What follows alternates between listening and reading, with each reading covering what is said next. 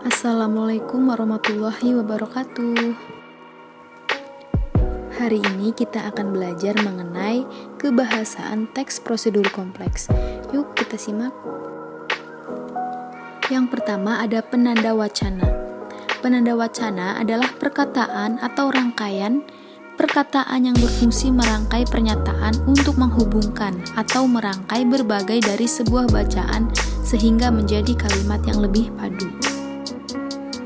Penanda wacana menggunakan kata pertama, lalu setelah itu, kemudian, selanjutnya, dan akhirnya. Yang kedua adalah pronomina. Pronomina adalah kata yang digunakan untuk menggantikan suatu hal. Pronomina dibagi menjadi 3. Yang pertama pronomina persona atau kata ganti orang, seperti kata dia, ia, mereka, kita, kalian, anda, dan kami. Yang kedua adalah pronomina penunjuk, menunjukkan sesuatu, seperti kata itu, ini, di sana, di sini, dan di situ. Yang ketiga adalah pronomina penanya atau kata ganti tanya, seperti kata apa, siapa, kapan, di mana, mengapa, dan bagaimana.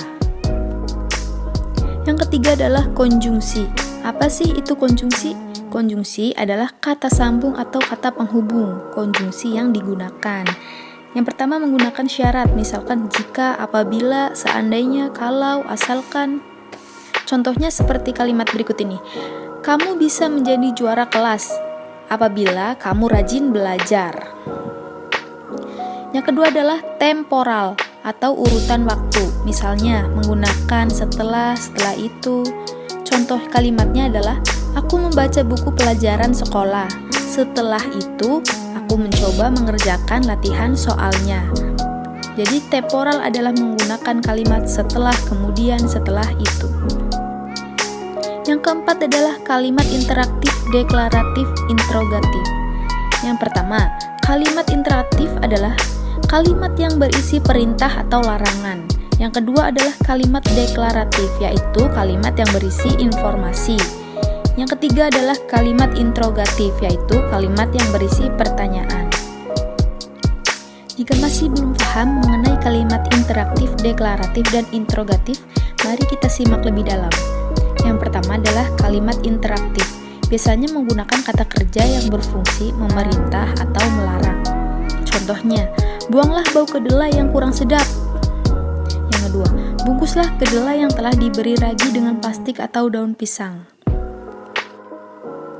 Selanjutnya adalah kalimat deklaratif. Kalimat deklaratif memberikan informasi. Contohnya, si pembuat tempe membuang bau kedelai yang kurang sedap. Yang kedua, ia membungkus kedelai yang sudah diberi ragi dengan plastik atau daun pisang. Kalimat tersebut isinya memberikan informasi. Selanjutnya adalah kalimat interrogatif. Adalah kalimat yang berfungsi meminta atau mencari informasi. Contohnya, bagaimana caranya membuang bau kedelai yang kurang sedap? Menggunakan kalimat tanya. Yang kedua, kedelai yang sudah diberi ragi lalu diapakan? Itu menggunakan tanda tanya. Yang terakhir adalah perbedaan ketiga kalimat. Yang pertama, buanglah bau kedelai yang kurang sedap. Kalimat imperatif. Yang kedua, si pembuat tempe membuang bau kedelai yang kurang sedap. Deklaratif. Dan yang terakhir adalah siapa yang membuang bau kedelai yang kurang sedap. Kalimat interrogatif.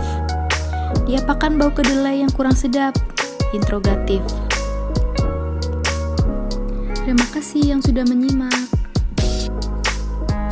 Wassalamualaikum warahmatullahi wabarakatuh.